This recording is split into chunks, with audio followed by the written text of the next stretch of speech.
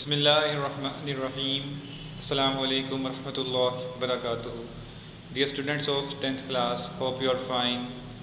Students, हमने reproduction in plants के topic में फ्लावर के स्ट्रक्चर को स्टडी किया था और फिर उसके बाद हमने फर्टिलाइजेशन को और पॉलिनेशन को स्टडी किया, जो कि ये सारे प्रोसेसेस हैं before the production of seed. ठीक है, क्योंकि आप जानते हैं कि एंजियोस्पर्म्स और जिम्नोस्पर्म्स के अंदर सीड्स के थ्रू जो है वो डेवलपमेंट होती है प्लांट्स में। तो आज हम टॉपिक में उसी टॉपिक को आगे बढ़ाएंगे और सीड के हवाले से स्टडी करेंगे। ओके, सो सीड का स्टडी आज हमने सीड के हवाले से दो बातें हमने स्टडी करनी है। एक तो हमने सीड के स्ट्रक्चर को देखना है और दूसरा सीड की डेवलपमेंट कैसे हो रही है। अगर जो आप पहले से पढ़ते आए हैं, ठीक है, लेकिन हमने इसको आज भी इस पर हमने रोशनी डालनी है कि so what is meant by what are the developments in the seed and what is the basic structure of a seed, जो कि हमें बताएगा, प्रिडिक्ट करेगा कि आगे प्लांट किस तरह से जो है वो डेवलप होने जा रहा है। Okay, so we know that after fertilization in the female gametophyte, zygote divides repeatedly by mitosis and develops into an embryo। ठीक है, फर्टिलाइजेशन के बाद फीमेल गैमेटोफाइट जनरेशन जो हमने लास्ट टाइम स्टडी की थी और उसके बाद उसको हमने देखा था, वहाँ पे क्या हो रहा है, जाइगोट बना था और वो zygote fusion of pollen grains और यानी कि एग सेल्स, स्पर्म सेल्स और एग सेल्स के कम्बिनेशन से बना था। Zygote divides repeatedly by mitosis. तो जाइगोट जो है वो बनने के बाद क्या हो रहा है, माइटोसिस के थ्रू रिपीटेडली डिवाइड हो रहा है, यहाँ तक कि it develops into an embryo. ठीक है, तो एम्ब्रियो बेसिकली वो है जो फ्यूचर का प्लांट है। ठीक है, okay, at this stage in gymnosperms and angiosperms ovule changes into seed. क्योंकि जिम्नोस्पर्म्स और एंजियोस्पर्म्स में सीड्स होते हैं, लिहाजा ओव्यूल जो होगी वो कन्वर्ट हो जाएगी सीड के अंदर। ठीक है, इसी तरह से the formation of seed completes the process of sexual reproduction in seed plants. तो सीड की फॉर्मेशन जो है ये सेक्सुअल रिप्रोडक्शन के प्रोसीजर को कंप्लीट कर देता है। ठीक है, क्योंकि इसी सीड ने नए प्लांट में डेवलप होना है। ओके, तो स्टूडेंट्स इसके बाद जो है हम सीड के स्ट्रक्चर की तरफ बढ़ रहे हैं। Angiosperm seed consist of 3 distinct parts. ठीक है, इसके 3 मेन पार्ट्स हैं। द एम्ब्रियो, फर्स्ट पार्ट है द एम्ब्रियो, और एम्ब्रियो के बारे में भी हमने पढ़ा, it is developed from the zygote. Okay, number 2 है the endosperm tissue form from endosperm nucleus. ठीक है, एंडोस्पर्म न्यूक्लियस बना था, हमने लास्ट लेसन में पढ़ा था। तो एंडोस्पर्म जो टिश्यू है वो बेसिकली फूड स्टोरेज के लिए बना है और वो फूड जो है प्रोवाइड करेगा आने वाले सीड को। And the seed coat which develops from the wall of ovule, और ओव्यूल की जो वॉल है जिसको इंटीगुमेंट कहते हैं, वही कन्वर्ट हो गई है सीड कोट के अंदर। तो हम बारी बारी इन तीनों पार्ट्स को स्टडी करते हैं। सबसे पहले seed coat. The seed coat or testa develops from the integument originally surrounding the ovule. ठीक है, जो ओव्यूल को सराउंड करने वाला पार्ट था इंटीगुमेंट, वो कन्वर्ट हो गया है सीड कोट में। इट में be a paper thin layer, ये इतनी बारीक लेयर भी हो सकती है जैसे पेपर होता है, लाइक पीनट, मूंगफली के जो छिलके होते हैं, और thick and hard, for example coconut.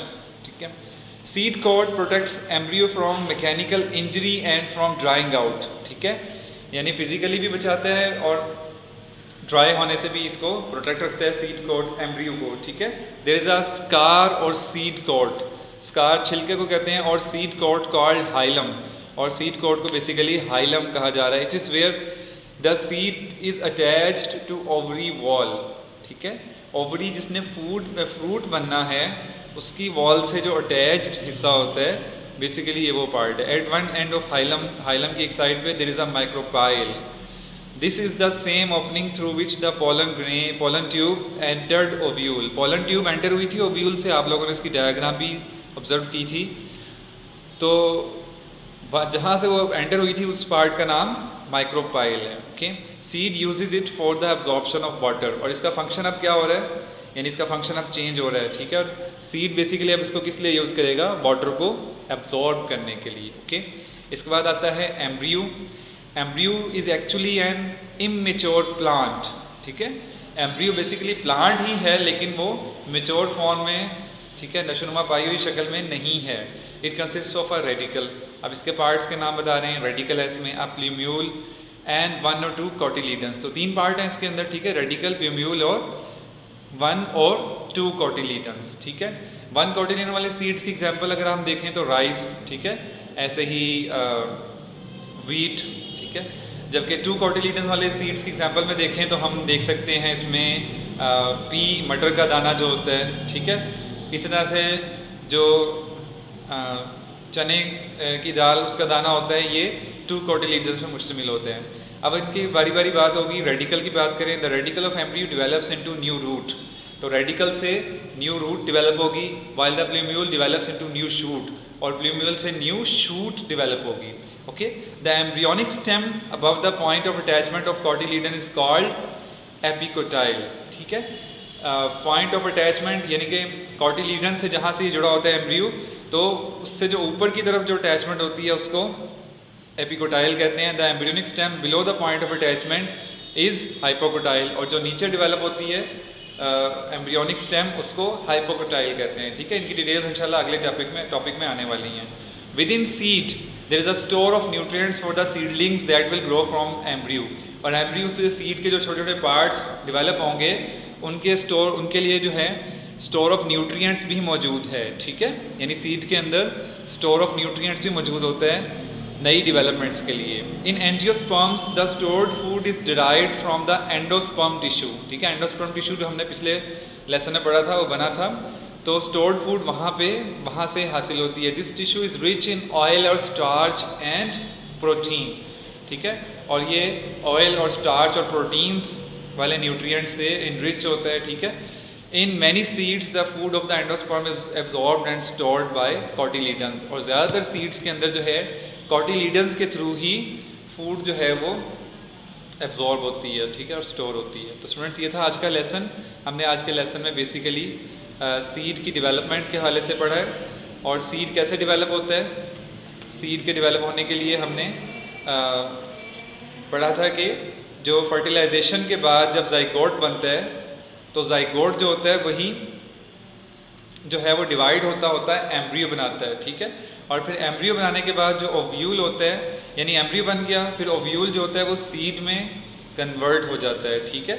और सीड के 3 पार्ट्स हमने पढ़े हैं, ठीक है। Number 1 embryo, number 2 endosperm tissue, और नंबर 3 सीड कोट, ठीक है। फिर हमने सीड कोट के हवाले से पढ़ा है कि ये थिन भी हो सकता है जैसे पीनट का होता है, और थिक भी हो सकता है जैसे कि कोकोनट का होता है, और ये निकलता बेसिकली ओव्यूल से ही है, ठीक है। इसके अलावा इसका फंक्शन हमने पढ़ा। सीड कोट क्या करता है, एम्ब्रियो को प्रोटेक्ट करता है इंजरी से और ड्राइंग आउट होने से, ठीक है।